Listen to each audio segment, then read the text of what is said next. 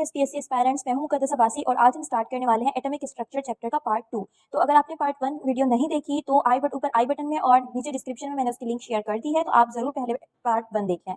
तो let's start. अब x raise से स्टार्ट करते हैं। एक्स रेज को सबसे पहले डब्ल्यू रोइंजन ने 1895 में डिस्कवर किया था। तो सबसे उनको पहले रोइंजन रेज कहा जाता था, बाद में एक्स रेज का नाम मिला। ये कैसे प्रोड्यूस होती हैं? डिस्चार्ज ट्यूब में जैसे ही हाई वोल्टेज प्रोवाइड होता है तो गैस जो होती है वो आयनाइज होती है और उसमें से इलेक्ट्रॉन्स होते हैं वो बाहर निकलते हैं। अब वो इलेक्ट्रॉन ट्रेवल करते हैं with high speed and they collide with the anode, क्योंकि उनके ऊपर नेगेटिव चार्ज है। जैसे ही वो एनोड के साथ कोलाइड करते हैं तो फिर एनोड में ट्रांजिशन हो जाती है और due to this transition anode से भी कुछ रेज जो है वो निकलना स्टार्ट हो जाती हैं, जिनकी ये प्रॉपर्टीज हैं कि ये हाईली पेनिट्रेटिंग होगी, इनकी शॉर्ट वेवलेंथ होगी और हर मेटल के लिए, एनोड का कोई सा भी मेटल हो उसके लिए अलग अलग उनकी एक्स रेज की कैरेक्टरिस्टिक्स होती हैं। तो ये कुछ इसकी एक्स रेज की प्रॉपर्टीज हो गई। तो एक्स रेज कब प्रोड्यूस होंगी? जब कैथोड रेज जो है वो एनोड के साथ टकराएंगी। मोजले ने इसकी फर्दर दो टाइप्स बताई थी, के सीरीज एंड एल सीरीज। के सीरीज हम उन टाइप्स को कहते हैं जब हम हाई एटॉमिक नंबर का जो है एनोड यूज करेंगे तो हमें के सीरीज मिलेगी, जिनकी शॉर्ट वेवलेंथ और हाई एनर्जी होगी। वैसे भी वेवलेंथ और एनर्जी अपोजिटली डायरेक्टेड होती है, तो जब भी वेवलेंथ ज्यादा होगी तो एनर्जी कम होगी। इस तरीके से एल सीरीज इसके ऑपोजिट हो गई। प्रोडक्शन में देखें तो प्रोडक्शन इसकी डिस्चार्ज ट्यूब में होती है, लेकिन डिस्चार्ज ट्यूब इस बार कुछ स्पेशल सी होती है जिसमें कैथोड हमेशा कौन सा होगा? हीटेड फिलामेंट होगा। ये इसका वोल्टेज रखा जाएगा और इतना इसका प्रेशर रखा जाएगा। और फिर प्रॉपर्टीज पर आए तो ऊपर डिस्कस कर चुके हैं कि ये शॉर्ट वेवलेंथ होती है, ये इनकी wavelength, high energy, short wavelength और स्पीड ऑफ लाइट के साथ ये ट्रैवल करती हैं। इनकी जितनी ज्यादा इनकी एनर्जी होगी एक्स रेज की, उतनी ज्यादा इनकी पेनिट्रेशन पावर होगी और ये भी स्ट्रेट लाइन में मूव करती हैं। फिर मोजले लॉ को डिस्कस करते हैं जो कि 1913 में आया था। मोजले ने एक्स रेज को स्टडी किया था तो डिफरेंट डिफरेंट एनोड के एलिमेंट्स यूज किए थे। तकरीबन 38 एलिमेंट्स इन्होंने यूज किए थे फ्रॉम एल्यूमिनियम टू गोल्ड, और उन पर वर्क करने के बाद ये नतीजा बताया था कि जो फ्रीक्वेंसी है स्पेक्ट्रल लाइंस की, किस कौन सी स्पेक्ट्रल लाइंस की, जो एक्स रेज से स्पेक्ट्रल लाइंस प्रोड्यूस हो रही हैं, उनकी जो फ्रीक्वेंसी है उसका स्क्वायर रूट जो है वो डायरेक्टली रिलेटेड होता है atomic number of the element से। सो ग्रेटर अगर हमसे पूछा जाए कि फॉर एग्जांपल सोडियम है और लिथियम है, इन दोनों में से वैसे लिथियम में तो एक्स रेज कम ही प्रोड्यूस होंगी क्योंकि इसका एटॉमिक नंबर बहुत ही कम है। तो अगर हमारे पास कोई से भी दो एलिमेंट है, जैसे कि एल्यूमिनियम ही ले लें, तो इन दोनों में से सबसे ज्यादा जो है एक्स रेज फ्रीक्वेंसी किसकी ज्यादा होगी? तो जिसका एटॉमिक नंबर ज्यादा होगा, यानी एल्यूमिनियम। इस तरीके से ये डायरेक्टली रिलेशनशिप है और ये फॉर्मूला आपको याद कर लेना है, A and B are constant. Next topic है that is radioactivity. Radioactivity को 1896 में सबसे पहले हेनरी बेक्वेरेल ने डिस्कवर किया था जब वो यूरेनियम मिनरल पर वर्क कर रहे थे और जिसे पिच ब्लेंड कहा जाता था। अब जो डेफिनेशन रेडियो एक्टिविटी की है that is spontaneous emission of radiation from an unstable nuclei. एक अनस्टेबल न्यूक्लिया से जो है लगातार स्पॉन्टेनियस खुद ब खुद एमिशन हो रही होती है रेडिएशंस की, उसे रेडियो एक्टिविटी कहा जाता है। पहले बेक्वेरेल रेज नाम दे दिया गया था उन रेज को जो कि यूरेनियम से बाहर आ रही थी, लेकिन बाद में मैरी क्यूरी ने उन्हें रेडियो एक्टिव रेज का नाम दिया और मैरी क्यूरी और उनके हस्बैंड पैरी क्यूरी ने डिस्कवर किया था कि पिच ब्लेंड के अंदर दो एलिमेंट्स हैं that are polonium and radium, जिसकी वजह से ये एमिशन हो रही है। अच्छा, ये एमिशन तब तक होती रहती है जब तक एक स्टेबल एलिमेंट लेड 82 नहीं बन जाता। दो तरह की रेडियो एक्टिविटी होती है, natural radio activity and artificial radio activity. Natural radio activity यानी स्पॉन्टेनियस एमिशन हो एक अनस्टेबल न्यूक्लियाई से, जबकि आर्टिफिशियल रेडियो एक्टिविटी कहते हैं जब एक स्टेबल न्यूक्लियाई को एयर पार्टिकल्स के से बम्बार्ड करवा के एक अनस्टेबल न्यूक्लियाई बनाया जाए तो वो आर्टिफिशियल रेडियो एक्टिविटी होती है। टाइप्स ऑफ रेडिएशन रदरफोर्ड ने दी थी एक एक्सपेरिमेंट के थ्रू कि उन्होंने एक लेड का बॉक्स रखा था और उसमें पोलोनियम एलिमेंट रखा। पोलोनियम से कुछ रेज जो थी जो बाहर आ रही थी उनको मैग्नेटिक फील्ड प्रोवाइड की गई, तो वो अपने कंपोनेंट रेडिएशन में टूट गई। वो रेडिएशन जो साउथ पोल की तरफ गई उनको अल्फा रेस कहा गया, वो जो नॉर्थ पोल की तरफ डिफ्लेक्ट हुई उनको बीटा रेस, और जो अनडिफ्लेक्टेड है उनको गामा रेस कहा जाता है। ये उनकी कुछ प्रॉपर्टीज है जो आप याद करोगे। मास याद करना है, कंपोजिशन, डिफ्लेक्शन की सबसे ज्यादा आयोनाइजेशन पावर इन तीनों में से किसकी है, पेनिट्रेशन पावर किसकी है, स्पीड सबसे ज्यादा किसकी है, ये पूरी टेबल आप अपनी बुक से याद कर लें। Topic is quantum number. Quantum number पढ़ने से पहले आपको ऑर्बिटल का कॉन्सेप्ट पता होना चाहिए कि देखिए एक इलेक्ट्रॉन जो है जहां पर सबसे ज्यादा पाए जाने की प्रोबेबिलिटी जो इलेक्ट्रॉन की होती है वो एक्चुअली ऑर्बिटल होता है, यानी ये एक रीजन होता है थ्री डायमेंशनल स्पेस में जहां पर electron is most probably found. Quantum numbers पर अब आए तो क्वांटम नंबर को श्रोडिंगर ने अपनी वेव इक्वेशन के थ्रू डिस्क्राइब किया था। ये क्वांटम नंबर्स होते क्या है? ये चार तरह के क्वांटम नंबर हमें एड्रेस बताते हैं कि इलेक्ट्रॉन कौन से एनर्जी लेवल में है, कौन से सब एनर्जी लेवल में है और कौन से ऑर्बिटल में पाया जा सकता है। तो ये कंप्लीट इन्फॉर्मेशन हमें क्वांटम नंबर्स देते हैं। चार तरह के क्वांटम नंबर्स होते हैं जिनमें से ये तीन जो है वो श्रोडिंगर की वेव इक्वेशन से प्रूव होते हैं, जबकि ये spin quantum number is not the solution of a Schrödinger wave equation. पहला quantum number is principal quantum number, जिसको n से डिनोट करते हैं। ये हमें किस तरह की इन्फॉर्मेशन बताता है? ये हमें size and energy of orbit बताता है। मतलब एक जो इलेक्ट्रॉन है, सॉरी, साइज क्या है एक ऑर्बिट की, एनर्जी क्या है, और इलेक्ट्रॉन जो है वो न्यूक्लियस से कितना दूर है इसकी इन्फॉर्मेशन देता है। इसकी जो वैल्यू है वो 1 से स्टार्ट होती है, इन्फिनिटी तक जा सकती है, और 1 के लिए हम उसको के शेल देते हैं, 2 के लिए हम उसको, n की वैल्यू अगर 2 है तो एल शेल कहते हैं, इस तरीके से so on and so fourth. Azimuthal quantum number, अच्छा ये आपको पता होना चाहिए कि ये किस तरीके से साइज एंड एनर्जी के बारे में बता रहा है। देखिए हमें पता है कि n की वैल्यू अगर कम होगी, फॉर एग्जांपल 1 है तो उसकी साइज भी और एनर्जी भी कम है, और अगर n की वैल्यू 3 है तो उसकी साइज और एनर्जी इससे ज्यादा होगी। इस तरीके से हमें इन्फॉर्मेशन मिल रही होती है। ठीक, फिर नेक्स्ट आता है एजीमुथल या सब्सिडियरी क्वांटम नंबर, जिसको हम एल से डिनोट करते हैं, ये हमें शेप ऑफ द ऑर्बिटल्स या फिर सब शेल की इन्फॉर्मेशन देता है। लेकिन जब इलेक्ट्रॉन जो थे वो शेल में हमने कंसीडर किया था कि इलेक्ट्रॉन जो है वो शेल में रिवॉल्व कर रहा है, लेकिन जब स्पेक्ट्रम देखा गया तो स्पेक्ट्रल लाइन से ये शो हो रहा था कि एक ही शेल में मौजूद दो इलेक्ट्रॉन की एनर्जी डिफरेंट है। अब ये कैसे हो सकता है? ये फिर जब इस तरीके की इन्फॉर्मेशन आई तो ये कंक्लूड किया गया कि शेल के अंदर भी सब शेल हैं जिनकी डिफरेंट एनर्जी है, इस वजह से इलेक्ट्रॉन एक ही शेल में रहकर डिफरेंट एनर्जीज के हैं। तो ये इन्फॉर्मेशन हमें सब्सिडियरी क्वांटम नंबर से मिलती है, जो हमें shape of orbital and subshell के बारे में बताता है। इसकी वैल्यू 0 से स्टार्ट होती है और n-1 पे खत्म होती है, यानी अगर l की वैल्यू 0 है तो हम सब शेल को नाम देते हैं s, या फिर और s orbital, sorry S subshell. L is equals to अगर 1 है, L की वैल्यू अगर 1 है तो वो P सब शेल है, अगर L की वैल्यू 2 है तो D सब शेल, और 3 है तो F सब शेल। इस तरीके से ये इनकी फुल फॉर्म्स भी याद कर ले, sharp, principal, diffused and fundamental. Magnetic quantum number M से डिनोट करते हैं, ये हमें ओरिएंटेशन बताता है कि अगर मैग्नेटिक फील्ड अप्लाई कर दी जाए तो वो जो ऑर्बिटल है वो अपने आप को कितनी डायरेक्शंस में ओरिएंट करेंगे। तो जो S ऑर्बिटल है वो अपने आप को 1 डायरेक्शन में करता है ओरिएंट, जब मैग्नेटिक फील्ड में उस पर अप्लाई की जाए। P ऑर्बिटल जो है वो 3 डायरेक्शंस में ओरिएंट हो सकता है, x and y and z axis. D orbital अपने आप को 5 डायरेक्शंस में ओरिएंट करता है, F ऑर्बिटल जो है वो अपने आप को 7 डायरेक्शंस में करता है। इसी तरीके से इनकी शेप्स जो है वो भी आपको याद होनी चाहिए कि S जो है वो स्फेरिकल शेप का होता है, जिसमें इलेक्ट्रॉन की डिस्ट्रीब्यूशन जो होती है वो यूनिफॉर्म होती है, इट इज स्फेरिकल, और इसमें जो डिस्ट्रीब्यूशन इलेक्ट्रॉन की वो यूनिफॉर्म है।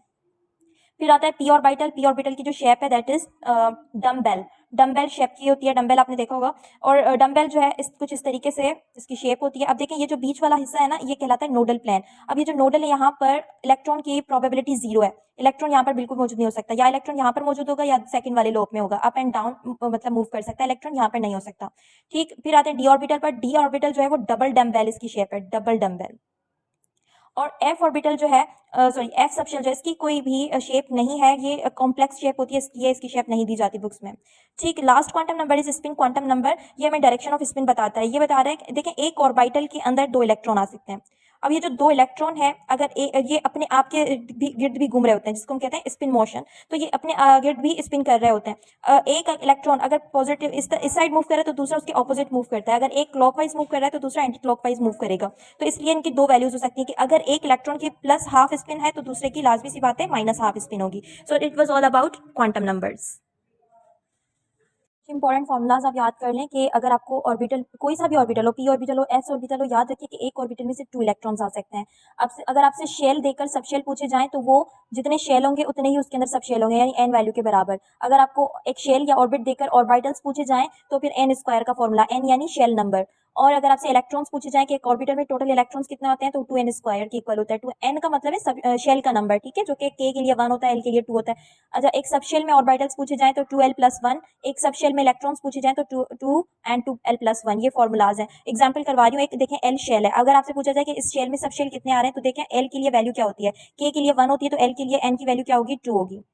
ठीक है, अब n की वैल्यू आपने निकाली। अब सब शेल, मैंने बताया आपको कि जितना शेल का नंबर है उतना ही सब शेल होंगे, तो सब शेल कितने आएंगे इसमें, 2 आएंगे। ऑर्बिटल्स के लिए फॉर्मूला क्या था, n स्क्वायर। अब n की वैल्यू क्या है, 2 का स्क्वायर करेंगे तो 4, यानी l शेल में कितने ऑर्बिटल्स आ सकते हैं, 4।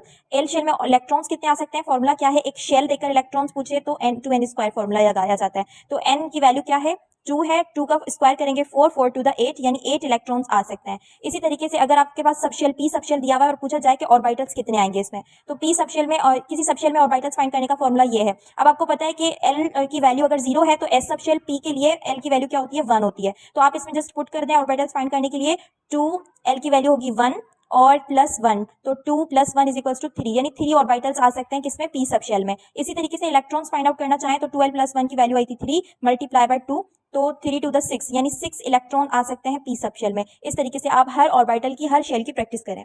इलेक्ट्रॉनिक कन्फिगरेशन यानी distribution of electrons in shell, subshell and orbitals. जो अवेलेबल सबशेल ऑर्बिटल्स हैं उनमें इलेक्ट्रॉन को डिस्ट्रीब्यूट करना इज कॉल्ड इलेक्ट्रॉनिक कन्फिगरेशन, और ये हमें बहुत सारी इन्फॉर्मेशन दे देती है। Okay, so let's start. हम जो है इलेक्ट्रॉनिक कन्फिगरेशन करने से पहले अफबा प्रिंसिपल पढ़ते हैं, ताकि हमें पता चले कि फिलिंग किस तरीके से होनी है। इलेक्ट्रॉन को पहले कौन से शेल में जाना है, कौन से सबशेल में जाना है, कौन से ऑर्बिटल में जाना है, ये हमें अफबा प्रिंसिपल बताता है। तो अफबा एक जर्मन वर्ड है दैट मीन्स बिल्डिंग अप। अच्छा, ये हमें क्या बताता है कि इलेक्ट्रॉन की फिलिंग वहां से स्टार्ट करो जिसकी जो एनर्जी है है वो लेस हो, यानी इंक्रीजिंग ऑर्डर ऑफ एनर्जी में हमें इलेक्ट्रॉन्स की फिलिंग करनी पड़ती है। तो फर्स्ट शेल की एनर्जी सेकंड से कम है तो सबसे पहले इलेक्ट्रॉन्स फर्स्ट शेल में फिल किए जाएंगे। अब हमें शेल्स का तो पता है, सब शेल की, और जब ऑर्बिटल्स की बात आती है तो कभी कभार कंफ्यूजन भी हो जाती है, तो इसलिए बेहतर रहता है कि हम n+1 रूल का इस्तेमाल करें। n+1 रूल क्या कहता है कि जितनी n+1 वैल्यू जो है वो स्मॉल होगी, n का मतलब होता है प्रिंसिपल क्वांटम नंबर, जितनी n+1 वैल्यू स्मॉल होगी उतनी उसकी एनर्जी कम होगी और उसको पहले फिल किया जाएगा। ठीक, लेकिन अगर दो ऐसे ऑर्बिटल्स हैं जिनकी n+1 वैल्यू इक्वल है तो फिर उन दोनों में डिसाइड करने के लिए हम जिसकी n वैल्यू कम होगी उसी को पहले फिल कर लेंगे। तो ये इस रूल्स को इस्तेमाल करते हुए हमारे पास ये वाली सीक्वेंस आ जाती है जिसको आप याद कर लें अच्छे से। इसी सीक्वेंस के तहत इलेक्ट्रॉन्स की फिलिंग होगी। फॉर एग्जाम्पल हम सोडियम की फिलिंग करते हैं तो इलेक्ट्रॉन, आपने इसके इलेक्ट्रॉन्स देखने हैं, ठीक है ना, और ऊपर चार्ज भी देखनी है। अगर इसके ऊपर माइनस चार्ज होगी तो हम इसका इलेक्ट्रॉन बढ़ा देंगे, अगर इसके ऊपर पॉजिटिव चार्ज होगी तो इलेक्ट्रॉन कम कर देंगे। याद रखिए कि एटॉमिक नंबर पर डिपेंड नहीं कर रहे हैं हम इलेक्ट्रॉन्स पर डिपेंड कर रहे हैं कि इलेक्ट्रॉन क्या है, कितने एन के, ठीक है। तो इसकी इलेक्ट्रॉनिक कॉन्फ़िगरेशन करते हैं। सबसे पहले 11 इलेक्ट्रॉन है ना, तो सबसे पहले हम इसमें फिलिंग करना स्टार्ट करेंगे 1s में। तो s में कितने इलेक्ट्रॉन जा सकते हैं, 2 इलेक्ट्रॉन जा सकते हैं। ये हमने सब शेल में ऊपर जो है इसको सॉल्व किया था। उसके बाद कम एनर्जी है 2s की, 2s में इलेक्ट्रॉन कितने जा सकते हैं, अगेन s ऑर्बिटल में सिर्फ 2 ही इलेक्ट्रॉन जा सकते हैं। फिर हम 2p को फिल करना स्टार्ट करेंगे। p में कितने इलेक्ट्रॉन जा सकते हैं, 6। अब टोटल काउंट करें कितने हो गए, 6 + 2 + 2 10 इलेक्ट्रॉन हो गए। बाकी हमें 1 इलेक्ट्रॉन को फिल करना है तो हम 3s में फिल करेंगे। s में 2 मैक्सिमम इलेक्ट्रॉन जा सकते हैं लेकिन मिनिमम हम 1 इसमें फिल कर सकते हैं। हमें 1 इलेक्ट्रॉन भरना था तो 3s में चले गए। अब हमें जो इन्फॉर्मेशन मिली है वो ये है कि फर्स्ट शेल यानी k शेल में टोटल इलेक्ट्रॉन कितने आए हैं, 2। एल शेल में कितने, ये एल शेल है, इसमें कितने आए हैं, 6 + 2 8 इलेक्ट्रॉन्स आ गए। थर्ड शेल में 1 इलेक्ट्रॉन आया है। ये जो थर्ड शेल है it is the outermost shell, और आउटर मोस्ट शेल ही हमें बहुत सारी इन्फॉर्मेशन बताएगा। आउटर मोस्ट शेल में कौन सा शेल बना है, ये थर्ड शेल बना रहा है। ये थर्ड शेल हमें बता रहा है कि ये जो एलिमेंट है ये पीरियड नंबर 3 में आएगा। थर्ड शेल में टोटल इलेक्ट्रॉन काउंट करें तो 1 इलेक्ट्रॉन है। ये जो 1 इलेक्ट्रॉन है ये हमें बता रहा है कि ग्रुप नंबर जो होगा इसका सोडियम का वो 1 होगा। इस तरीके से ये हमें वैलेंसी के अबाउट भी बताएगा। देखें, एक इलेक्ट्रॉन है तो एक जो एलिमेंट होता है उसको अपने आउटर मोस्ट शेल में टोटल 8 इलेक्ट्रॉन्स कंप्लीट करने होते हैं। इसके पास एक ही इलेक्ट्रॉन है, 7 इलेक्ट्रॉन इसको कोई देगा नहीं, इसलिए अपना 1 इलेक्ट्रॉन दे देगा सोडियम। तो सोडियम हमेशा अपना 1 इलेक्ट्रॉन देके पॉजिटिव चार्ज आयन बनाता है जिसको हम कैटाइन कहते हैं। तो इस तरीके से हमें वैलेंसी का पता चलता है, हमें वैलेंस इलेक्ट्रॉन्स की इन्फॉर्मेशन मिलती है, पीरियड एंड ग्रुप की भी इन्फॉर्मेशन मिलती है।